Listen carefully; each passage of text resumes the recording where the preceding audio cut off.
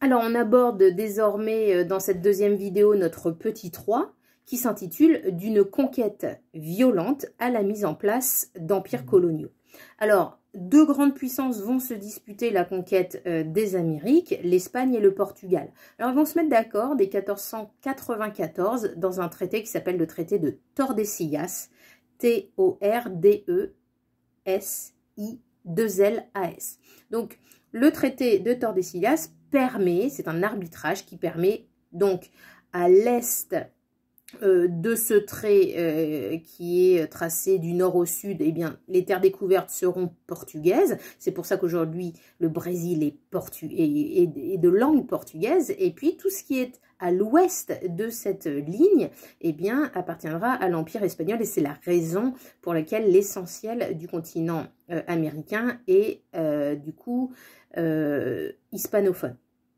Alors, c'est en 1519 Hernán Cortés qui va conquérir l'Empire aztèque, donc en Amérique centrale, et qui conclut par la prise de Tenochtitlan. Vous retrouverez la référence dans votre manuel, donc en 1521. Et il fera, après avoir détruit la ville à l'issue d'un siège extrêmement long, Tenochtitlan deviendra la ville de Mexico. Cette ville, il va profondément la transformer. Tous les temples vont être détruits, hein, les temples aztèques, et une partie d'ailleurs des pierres issues des temples détruits permettra la construction de la cathédrale de Mexico. Et puis Pizarro, P-I-Z-A-2-R-O, conquiert lui l'empire Inca au niveau de l'actuel Pérou, et il entreprend la conquête de la capitale Cusco, donc entre 1531 et 1534. Alors, la violence est la marque de fabrique de cette conquête qui est relativement rapide du fait de l'avancée technologique de ceux que l'on appelle les conquistadors. Alors, écrire conquistadores, hein, puisque c'est le pluriel en espagnol, et notamment en matière d'armement. Les Indiens sont saisis de surprise quand ils voient ces bâtons de bois qui tirent du feu. Ce sont les fusils, mais ils n'en ont jamais vu, et surtout ces fusils témoignent d'une avancée technologique qui est très nette par rapport aux Indiens qui du coup tombent les uns après les autres très facilement sous le feu des conquistadors. Et puis, ces Indiens vont également mourir de ce qu'on appelle le choc microbien. Alors ça, c'est très important et ça vous renvoie à la question, notamment de page 101 à laquelle vous aviez à répondre. Le choc microbien, c'est un fort accroissement de la mortalité des populations indigènes liées aux maladies venues d'Europe, contre lesquelles elles n'avaient pas ou n'avaient aucune donc défense immunitaire. Et donc ce choc microbien dont vous devez connaître la définition, eh bien, va provoquer une mortalité très importante.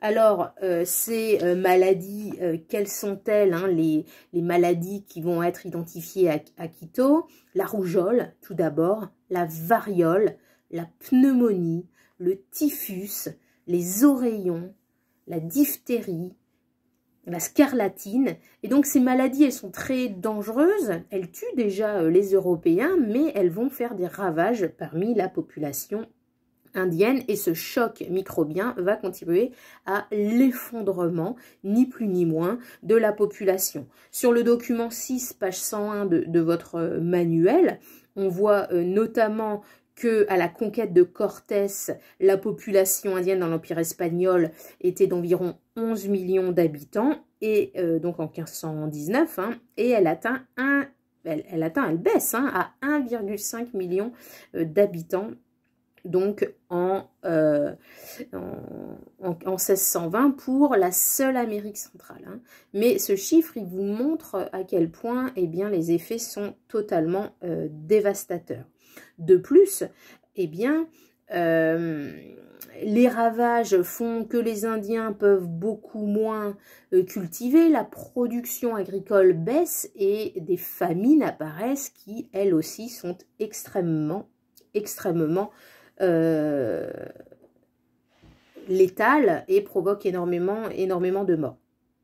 Pour ce qui est de la question 3, on vous parle des conditions de travail des Indiens, notamment dans les mines de mercure. Eh bien, tout simplement, ces mines de mercure, hein, c'est un métal qui est très nocif, très polluant, et les dangers sont nombreux, notamment les Indiens qui respirent des gaz qui sont extrêmement nocifs pour la santé. Les galeries d'exploitation s'effondrent, de nombreuses maladies naissent de ces conditions de travail, ce qui aussi contribue donc les conditions de travail que les Européens ne vont pas hésiter à faire subir aux Indiens vont également expliquer cette chute brutale de la population donc amérindienne. Ce que l'on remarque aussi, hein, c'est que les Européens vont d'autant plus facilement conquérir l'Amérique, donc en profitant de ce choc microbien, que dans un premier temps, les Indiens sont souvent assez saisis par cette, encore une fois, puissance de feu et sont eux-mêmes divisés. C'est absolument pas un territoire vide, bien au contraire, il est fait d'empires, il est fait de différentes structures politiques, de royaumes, de tribus de plus ou moins grande taille, et ces différents régimes politiques sont extrêmement divisés. Et les Européens vont savoir jouer de cette division pour mieux s'imposer.